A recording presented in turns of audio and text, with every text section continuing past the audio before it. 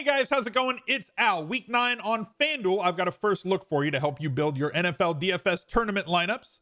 That's what we do every single week here on this Tuesday video.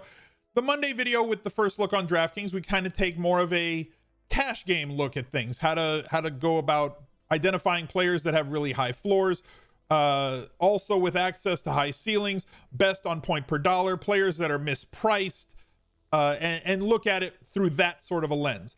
When it comes to building this lineup every week on FanDuel, I take a look at things a little bit differently. I want to look at, I need to stack a quarterback with one of their pass catchers. I want to have a bring back player. I want to have at least one secondary stack, if not more. I'm looking to add as much correlation into these lineups on this Tuesday tournament lineup builder show as we possibly can. It's only Tuesday, so things are definitely going to change by the weekend. If you don't like the lineup, great. Definitely don't take this and just plug and play it by the weekend, because a lot of news is going to break and change the way that we view the slate, especially in 2020 with more news changing things than pretty much any other year that I've played daily fantasy sports for the last 8 years that I've done this. So it's more about the process than anything. This is the way that you go about building tournament lineups, and it's been proven pretty much every single week this year on both FanDuel and on DraftKings. If you are trying to win either small field, small entry level tournaments, right, where there's maybe 200 people, or on FanDuel they have these great 100-man games, 100 people enter, 12 people get paid. This is a great way to try and hone your tournament lineup building skills, and they have like a dollar game there, $2 fight all the way up to $100 100-man games, depending on your level. Get in where you fit in, but you should be using these lineups to try and get contrarian a little bit with your stacks. And like I've said before, you're building a 9-man lineup. One of them is a defense. If you had to hit an 8-leg parlay, it's a whole lot different. It's a whole lot different than if you had to be right about 4 things, right? So being right about 4 things, much easier being right about 8 different things. And that's why we try to correlate our lineups with stacks, double stacks, bring back secondary stacks, and maybe a third correlated play within those lineups. So when I don't ask you guys for 10% likes on a video, I don't get 10% likes on that video. So if this video typically gets 10,000 views, we might, we're looking to get over 1,000 likes on this video. There, I said it. It's now in your hands. It's off of my shoulders and it's into your hands. So it's up to you, the viewers, to make sure that out of every 10 of you who watch this video, 1 of you is responsible enough to click the like button, subscribe, notifications bell, leave a reply down below, have some discussion, drop over to Twitch where I record all these. I'd love to get to meet you, and let's get to the video. Looking at quarterbacks this week, there's a few that I think are really good tournament plays, meaning that their stacks are going to be less played than others. Every week, everybody's going to play Russ Wilson, right? He's amazing. He's had a ridiculously high floor, a historically high floor, and has had access to a 30-plus point ceiling 1, 2, 3, 4 times on FanDuel, which is absurd considering that he's never going to be a guy, or very, very, very, very, very rarely going to be a guy who gets you the 100-yard bonus rushing, and you don't get, you don't get bonuses for rushing or or passing. So you're never getting those 3 or 6 points. On DraftKings, a lot easier to have access to a 30, 35, 40-point game. FanDuel, no bonuses. So he's got to do it with touchdowns every week, and only 1 week where he's thrown less than 3 and piling up yards, getting you over 300 yards the majority of the weeks that they've played. Very easy stack possibilities, but they're going to be high played regardless of what his price is on an every week basis. Kyler Murray, same sort of situation. Gives you that really high floor with the rushing yards that he gets. Gives you a really high possibility of reaching his ceiling because of the amount of rushing touchdowns he gets, and multiple touchdowns in 4 of his last 7 games. I'd love to see that rise. I think that he is a great tournament option this week, and he's going to be where I probably end up on this lineup. Patrick Mahomes, another guy who can throw 4 or 5 touchdowns anytime he takes the field. I don't know that you need to worry about matchup. Yes, Carolina is a team that we like to stream running backs against, but that's just not a very good defense in the amount of weapons that they have with Patrick Mahomes. And one thing that I really like for him for tournament reasons, and I've said this numerous times this year, it's something that I have to hit on again. The amount of times that their wide receivers are scoring once they get inside the 10-yard line on essentially rushes are off the charts. If you're getting an inside the 5 carry that's essentially one of those jet sweep bloop passes, right, where he's in pistol or shotgun and they snap it to him and he just goes bloop to Hardman going one way or Tyreek Hill going the other way, and they get the edge because they're faster than everybody and get themselves into the end zone, that's a touchdown pass that most other quarterbacks don't have access to. So that's boosting his tournament ceiling every single week. Josh Allen going up against Seattle. We understand how much wide receivers have beaten up the Seattle Seahawks throughout the season. Josh Allen also gives us that rushing ceiling that we want, although his rushing floor has been greatly differentiated from what it was last year. They would rather him sit in the pocket, not take as many hits. Maybe as the season gets on and gets longer in the tooth, when they get into the playoffs, maybe they're going to unleash him on the ground, but they're trying as best they can to keep him healthy because he's the best chance that they have to win games. You can find cheap options as well. Teddy Bridgewater going up against Kansas City, assuming they're going to have to be chasing most of this game and won't be able to establish the run, with Christian McCaffrey very likely coming back for this weekend. Fine. And he's been better with his legs than most want to give him credit for this season. Matthew Stafford, same sort of idea. Drew Lock is basically the season-long fantasy football community's favorite streamer, and he is extremely cheap against Atlanta, who's been very forgiving and friendly to opposing quarterbacks. We also have Gardner Minshew, who is out this week. They have replaced him at quarterback as they kind of thought they would, and they're saying, oh yeah, he's injured. Yeah, that's it. That's the ticket. So we have his backup as well, making his first start, and he's like super duper cheap. I'm not going to the Italian restaurant this week. That is not the way that I'm going to go. Where is his backup? Where's Jacksonville? Luton. So 6,500 for Jake Luton. Bad tooth to gum ratio on Jake Luton. We're gonna need a little less gum in that smile, brother. You gotta come on, bring the upper lip down a little bit. We need a little better tooth to gum ratio here. And obviously easy stackable players with him if you want to avoid Robinson. I would not stack Robinson with Luton, but we do have very talented receivers on Jacksonville as well. But I'm going to keep it real close to the vest for this tournament lineup. I'm going to go with Kyler Murray. We're going to talk about the stack that we're going to use with him. Hi, this is easy. There's definitely a philosophy that you can pay up to be contrarian, and that's what I'm going to try and be doing here with DeAndre Hopkins, who is quite good, getting a ton of service, and they have extended his ADOT the last few weeks versus where it was at the beginning of the season, where he essentially was getting like a max of 3 air yards per throw. Now they're challenging downfield a little bit more with him. And we have Chase Edmonds at running back this week, which is another option that I think we're going to have to consider along the way. As for a bring back player with this Kyler to DeAndre Hopkins stack, there has definitely been somebody that has been underpriced pretty much every single week.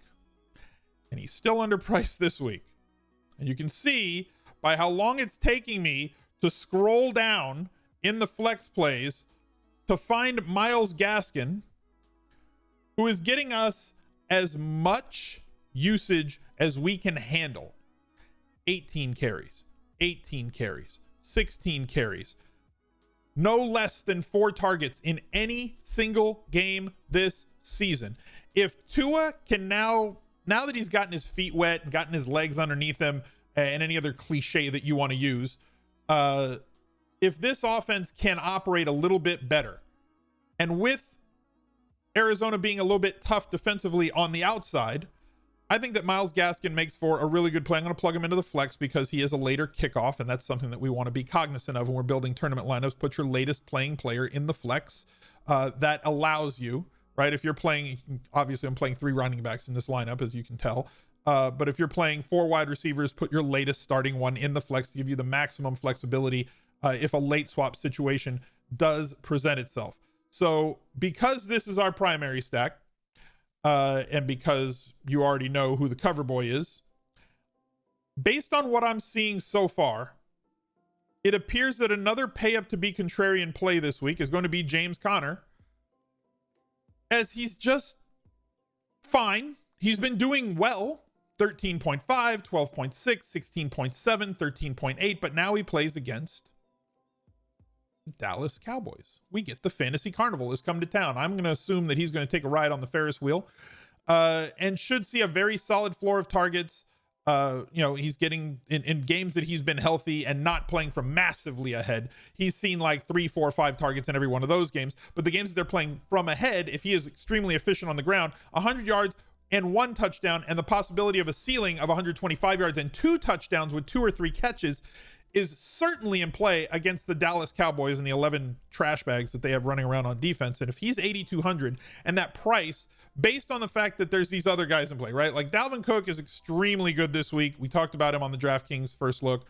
But looking at some other plays, right, that are way cheaper, 8,200 for Connor or 7,300 for Robinson, 5,900 for Myles Gaskin. David Johnson, 6,800 going up against Jacksonville. Chase Edmonds going up against Miami at 6,700. There's a lot. Antonio Gibson at home against the Giants with the amount of usage that he's gotten recently. David Montgomery is another great play this week. And I know that some of you just threw up in your mouth a little bit. I do. I know. I'm sorry. But David Montgomery is certainly in play this week for the price that he's at. He's 59. He's less than 6K. On FanDuel. He has gotten 21 carries, 14 carries, 19 carries, and has not seen, since Tariq Cohen has been out, has not seen less than 5 targets per game. And in that span, he is also one of the top 8 in the league in inside the 5 carries. Everything kind of adds up here that at this price makes David Montgomery somebody that I think that we should be able to get at a very possibly a lower percent, because people don't want to click David Montgomery. They're going to look for every reason to not click him. So I'm not saying you have to like lock button David Montgomery, but there are ways to overweight the field on David Montgomery, especially with Justin Jackson going up against Las Vegas, which is a much better matchup. And I believe that he is a guy who should be able to get us 20 carries in a favored situation at home, all the 5 boxes that we look to check off. I think that people at 5,900 are going to click Justin Jackson and very possibly Myles Gaskin a lot more than they're going to be willing to click David Montgomery, which could make him an even better tournament play come Sunday. So now we've got a couple of plays. We need to find a bring back. We need to find a secondary stack. And to me, Justin Jackson leads to a tight end who, as long as Henry Ruggs is on the field and viable. Henry Ruggs was on the field, but really wasn't viable in a game where there's 40-mile-per-hour winds in week 8. Now he's back and viable. And in the games that Ruggs had played before week 8, Darren Waller was averaging 17 PPR points a game. And I understand that FanDuel half PPR, so take that down slightly. But you'd also take down the 10 PPR points per game that he was averaging in the games where Ruggs did not play. So this is another boom spot for Darren Waller, having to face a situation where the Raiders are going to have to pass and safeties are going to have to stay off the line to defend against Ruggs getting deep. This allows Darren Waller the possibility at 6,400, which I still think is too cheap at tight end, to get us into a position where now we have a second correlated play that puts us in position to kind of get where we want. That leads us to a defense, whatever. And people hate it when I say this, but like, guys, for first look purposes, I really don't care about the defense. I'll care about defense as we get to the Friday show, as we get to the Sunday morning anti-Tinkercast live on Twitch. But like, for the purposes of a first look lineup, you should not be spending a lot of time focusing on your defense. You should be focusing on all the things that you need to do to win those 8 spots that are the most difference making. And then we'll circle in on defense later in the week. As Best Buys comes out on Thursday, we spent an hour talking on Friday, and then Sunday morning, 45 minutes before kickoff. That's when we're going to make our defensive selections.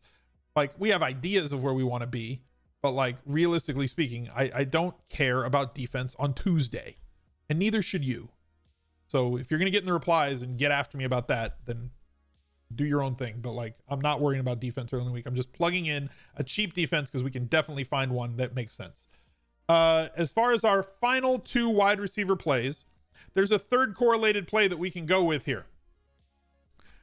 If you want access to this Seattle game, fine. I've said already more than a few times that I think that based on the price difference and based on how teams have been more successful attacking Buffalo this year, you want to attack through the slot. DK Metcalf spends most of his time on the outside.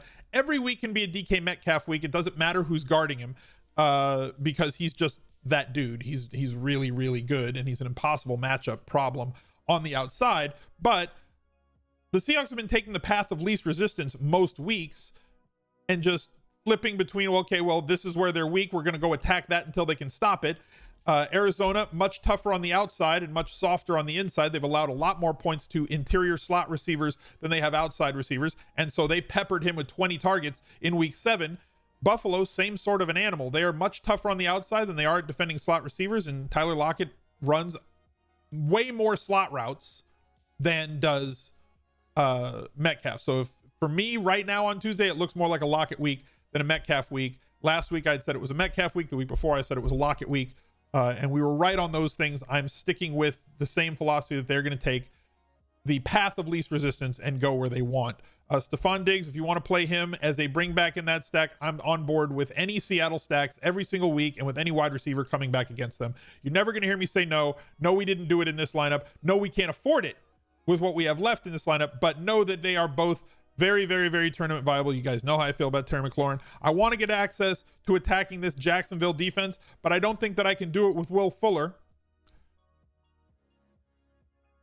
But Brandon Cooks is 6,100, and that's just ridiculously cheap for what we can get for him or what we've gotten out of him the last 3 weeks in terms of volume, with 30 targets total over the last 3 weeks, 2 touchdowns over the last couple of weeks, obviously, or 2 of the last 3 weeks. We know that FanDuel is more touchdown oriented. I still think Will Fuller should have a higher touchdown expectation, but you also have to pay over 1,000 more to get to him, and we just don't have that amount of money. But we can get access to a player who should see 7+ targets in this game, always has the ability to get you 10 points through yardage. He can get you 100 yards, does have big splash, big playability, can take a 6-yard slant 60 yards to the house, and they look to him in the red zone. So Brandon Cooks, and that leaves us 6,400 at wide receiver. I ain't gonna sing the song, but if you want to sing the song, you can. Typically, if wide receivers have talent and separation ability, 2 things that DJ Chark definitely has, those are things that young quarterbacks tend to look at. They want to throw to the most obvious guy. DJ Chark should be the most open wide receiver. Usually rookie quarterbacks don't like to throw into tight windows unless they make a mistake. DJ Chark is the best separation ability of all the pass catchers on Jacksonville, and I think should see a very solid amount of targets. And while the game log watcher is going to check this out and see 7 targets with 1 reception against the Chargers, Houston does not have the DBs that the Chargers have. And therefore, I think that he's going to have a nice bounce back week here and gives us a 3rd correlated play. So a very heavily correlated lineup with Kyler Murray stacked with DeAndre Hopkins, bringing it back with Myles Gaskin, Darren Waller, and Justin Jackson as a secondary correlated play. A 3rd correlation with Brandon Cooks and DJ Chark, and James Conner as a very high volume one-off running back against the Fantasy Carnival Dallas Cowboys. Thank you guys very much for watching. Look out for another video right here. He's a legend.